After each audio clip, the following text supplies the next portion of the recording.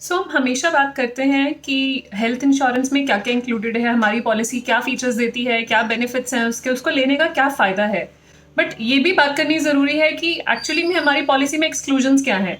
अगर हमें एक्सक्लूजन्स पता होंगे तो हमें कुछ सरप्राइजेस नहीं मिलेंगे बाद में, कि बाद में पता लगे कि ये चीज़ कवर नहीं थी, या इसका वेटिंग पीरियड था, ये कुछ साल बाद कवर होना था, या ये चीज़ परमानेंटली कवर नहीं होती है। तो उसके लिए पॉलिसी की एक्सक्लूजन्स जानना बहुत ज़रूरी है। तो आज की मेरी वीडियो भी इसी के ऊपर है कि पॉलिसी में क्या वेटिंग पीरियड्स है और क्या एक्सक्लूजन्स हैं। मेरा नाम है गुरलीन कौर टिक्कू और मैं हर हफ्ते आपके लिए informative videos with regards to insurance, investments, personal finance से रिलेटेड आपकी क्वेरी सॉल्व करने की कोशिश करती हूँ, सिंप्लीफाई करने की कोशिश करती हूँ। और अगर आपने अभी तक हमारे चैनल को सब्सक्राइब नहीं करा है तो प्लीज़ सब्सक्राइब कीजिए, ताकि आपको सही इन्फॉर्मेशन सही वक्त पर मिल जाए और आपकी फाइनेंशियल लाइफ एक ईजी फाइनेंशियल लाइफ बन पाए।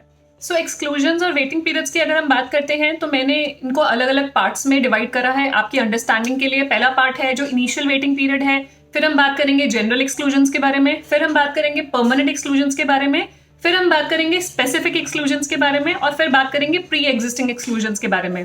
तो पहले बात करते हैं इनिशियल वेटिंग पीरियड के बारे में। इनिशियल वेटिंग पीरियड ये होता है कि पॉलिसी लेने के इमीडिएटली 30 डेज तक आप क्लेम नहीं कर सकते हैं किसी भी चीज के लिए। आप ये समझिए कि पहले 30 दिन किसी भी चीज का क्लेम नहीं मिलेगा अनटिल एंड अनलेस वो एक्सीडेंटल हॉस्पिटलाइजेशन है। तो एक्सीडेंटल हॉस्पिटलाइजेशन को इमरजेंसी कंसिडर करते हैं और वो आपका कवर्ड होता है फर्स्ट 30 डेज में भी क्लेम मिल जाता है। और कोई एक्सीडेंट से आप गिर गए, कुछ सर्जरी करनी पड़ गई, या एक्सीडेंट की वजह से आप रोड पे एक्सीडेंट हुआ उसकी वजह से हॉस्पिटलाइजेशन हुई, that is covered. Basically logic भी सिंपल है इसके पीछे कि अगर कोई इसी इंटेंशन से पॉलिसी ले रहा है कि पॉलिसी लेने के बाद मैं ट्रीटमेंट करा लूंगा, तो फर्स्ट 30 डेज का कंपनी ने इसीलिए इनिशियल वेटिंग पीरियड रख दिया। ये सब पॉलिसीज में एप्लीकेबल होता है। फिर हम आ जाते हैं जनरल एक्सक्लूजन्स के ऊपर कि जनरल कौन से एक्सक्लूजन्स होते हैं जो कॉमन जनरल एक्सक्लूजन्स हैं जो कवर नहीं होते।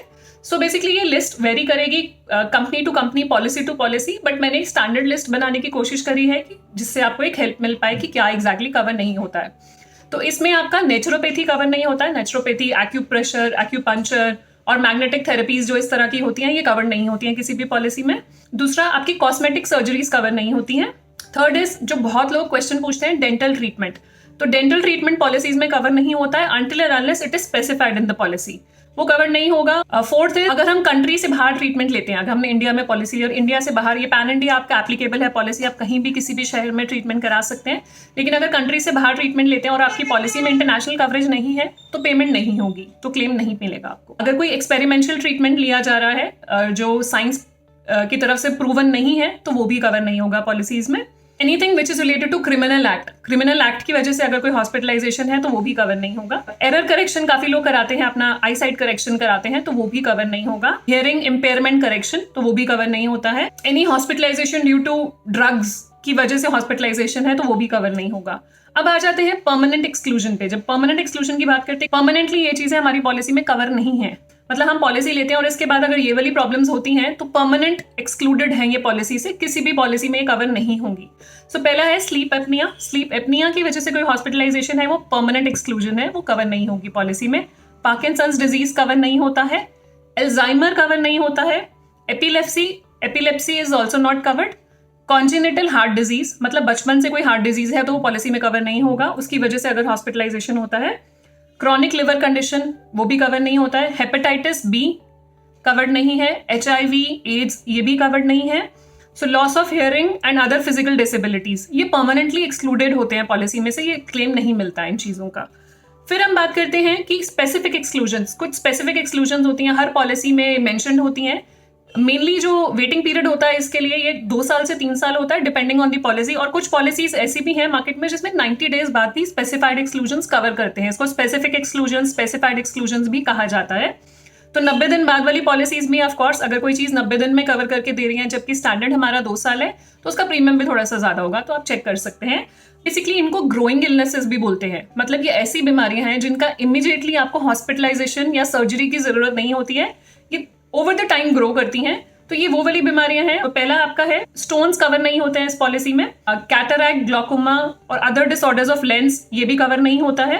Prostate is not covered for 2 years। ये पूरी लिस्ट मैं आपके साथ शेयर कर रही हूँ जो 2 साल तक कवर नहीं होता है। मेनली इसमें होता है कि stone, cataract, hernia, piles, fibroids, knee replacement, kidney problems, ये 2 साल तक कवर नहीं होती हैं। अल्सर हो गया, स्पाइनल डिसऑर्डर हो गया, ये चीजें आपकी कवर नहीं होंगी आपकी पॉलिसी में 2 साल के लिए। तो ये आपको अगर पहले से पता होगा तो बाद में क्लैश नहीं होगा, ना कोई आपको सरप्राइज मिलेगा कि मैं इसका क्लेम लेने गया और इंश्योरेंस कंपनी ने मुझे क्लेम नहीं दिया।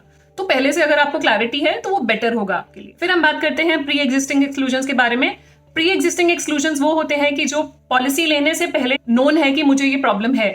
फॉर एग्जाम्पल, पॉलिसी लेने से पहले पता है कि जब आप एप्लीकेशन फॉर्म फिल करते हैं पॉलिसी में तो आपसे सवाल पूछे जाते हैं, एक मेडिकल क्वेश्चनेयर होता है पूरा, जिसमें कि आपसे पूछा जाता है कि आपकी पास्ट में क्या मेडिकल हिस्ट्री रही, आप कोई मेडिसिन लेते हैं रेगुलर बेसिस पे, कोई आपकी सर्जरी हुई है पास्ट में, तो उसकी डिटेल आपको सबमिट करना जरूरी है, क्योंकि ये मटेरियल फैक्ट्स होते हैं पॉलिसी लेने के लिए।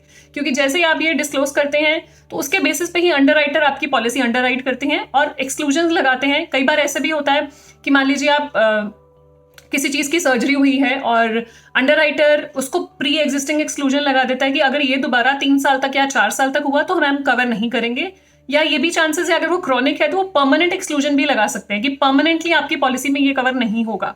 तो वो आपका पर्सनल वेटिंग पीरियड है, वो पर्सनल आपको परमानेंट एक्सक्लूजन है कि आपको कभी भी ये पॉलिसी में क्लेम नहीं मिलेगा, और पर्सनल वेटिंग पीरियड है कि 3 साल के लिए या 4 साल के लिए मैं ये वाला क्लेम आपको नहीं दूंगा, इसके बियॉन्ड कुछ भी होगा तो वो कवर्ड है। बाकी जनरल एक्सक्लूजन तो आप सर्व करेंगे ही करेंगे।